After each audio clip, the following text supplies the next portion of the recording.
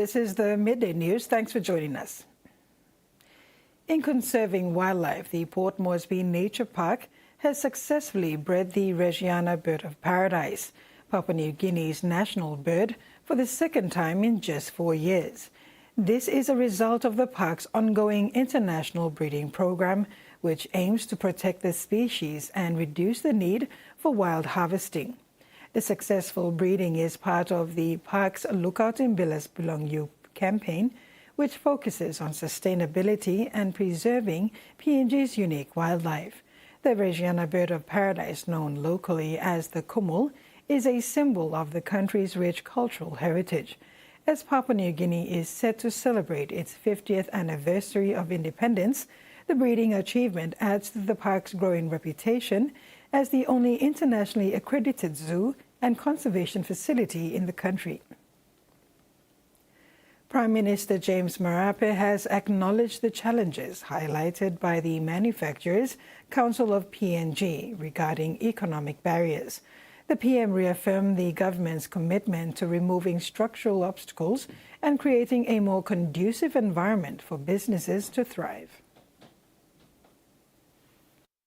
High operational cost, regulatory uncertainty, and inadequate infrastructure continue to impede the growth of the manufacturing sector and other industries in the country.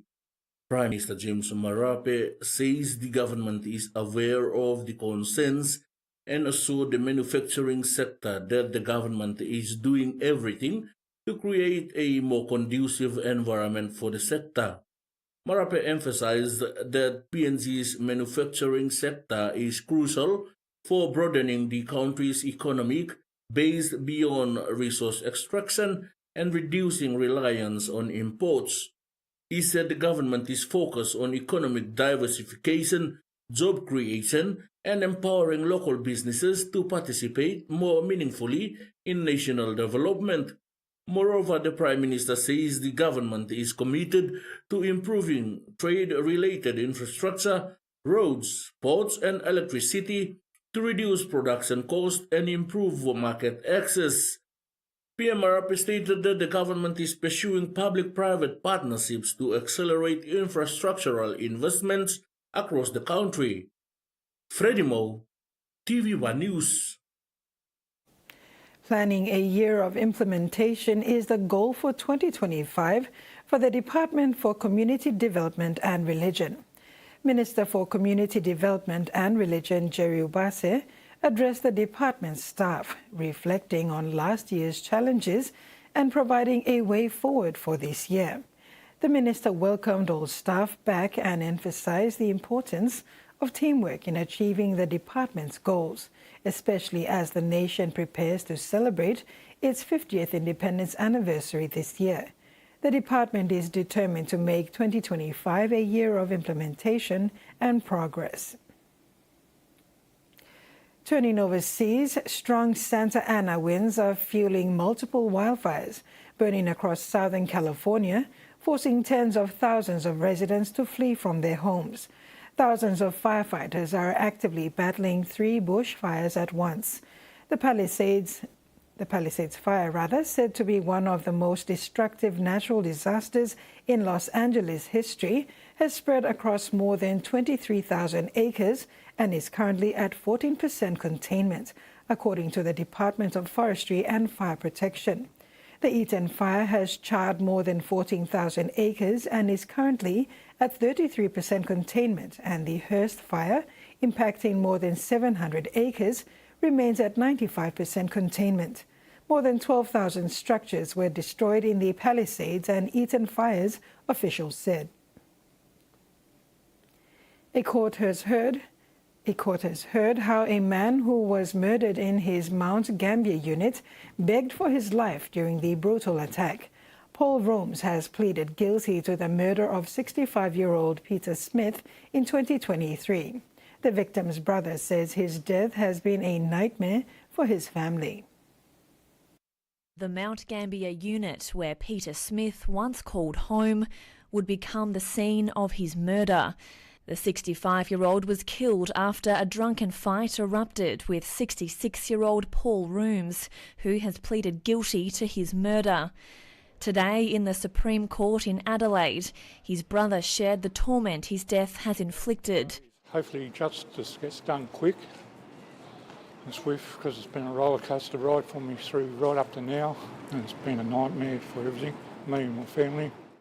Defence told the court the accused Rooms had been homeless since 2019 and met Mr Smith while drinking in a Mount Gambier park. Fuelled by alcohol, a fatal fight erupted between the pair in September 2023, which prosecutors described as a brutal and callous bashing, where Mr Smith begged for his life. The deceased was barely breathing, but he continues to kick and hit him in the head before picking up a chair leg and hitting him with that. He wanted to murder him. The sound of further blows being inflicted upon the deceased can be heard clearly on the body-worn video footage of first responders. The defence lawyer told the court the accused has expressed remorse while in custody. The prosecution argued nothing less than the minimum non-parole period of 20 years is an acceptable punishment. Sentencing submissions continue next month. A majority of justices on the U.S. Supreme Court on Friday appeared inclined to uphold a federal law that would ban the video-sharing app TikTok in the U.S. after January 19, unless its Chinese-owned parent company, ByteDance, divests from the platform. The momentous case, TikTok versus Garland, pits one of the world's most popular social media platforms against all three branches of the U.S. government, which have aligned over the idea that the app poses a serious risk to national security. During oral arguments, concerns about intelligence threats posed by China and potential future weaponization of the app seem to override concerns about potential infringement on free speech rights. An investigation is underway after a 63-year-old man was killed in a light plane crash south of Darwin. Emergency crews responded to the crash yesterday, rescuing a 29-year-old woman from crocodile-inhabited waters.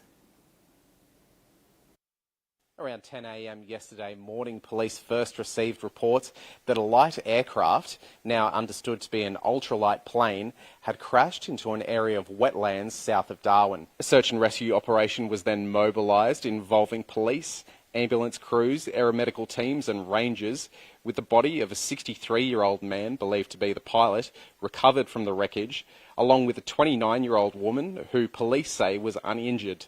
She was airlifted from the wreckage and taken to Royal Darwin Hospital for assessment. The light plane went down into Fog Dam, which is an area of wetlands outside of Darwin. It's surrounded by heavy bushland and is a known crocodile habitat. According to St John Ambulance, the aircraft was submerged in the dam, and during what they said was a difficult rescue effort, the aircraft first had to be reached by rangers via boat before the lone survivor could be lifted out of the wreckage via helicopter. The investigation is in its very early stages, with NT Police having declared the area a crime scene as they conduct their inquiries. Because the aircraft is understood to be an ultralight aircraft, the circumstances of the crash may be further investigated by the Authority for Recreational rather than commercial flights. Last year, 27 people died in 20 crashes of similar aircraft around Australia, with aviation experts just this month calling for the Australian Transport Safety Bureau to take a more active role in those investigations. Back home in sports, rising Papua New Guinean sprint sensation Pius Whistle has broken Peter Pulu's 30-year national record for 60 metres, clocking 6.76 seconds in Brisbane on Sunday. Pulu set the record of 6.79 seconds at the 1993 World Indoor Championships in Barcelona. Later in the same year, in a lead-up meet in Germany prior to the Outdoor World Championships in Gothenburg, Pulu broke the 100-metre national record. Whistle has been in great form lately, clocking several personal best timings in the 100-metre, including a 10.49 clocking at the recent national championships. Whistle is hoping to run at least 2 more 60-metre races in the near future to qualify for the World Indoor Championships in China in March. And that ends the news update. Do join us at 6 tonight for more news and sports.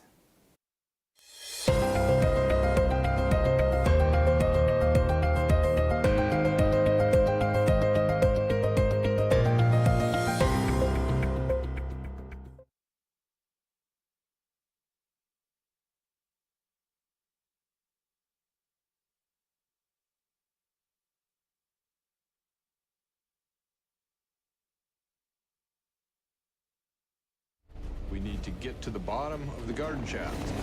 Could be the offset chamber that we seek. The Curse of Oak Island. Only on the History Channel.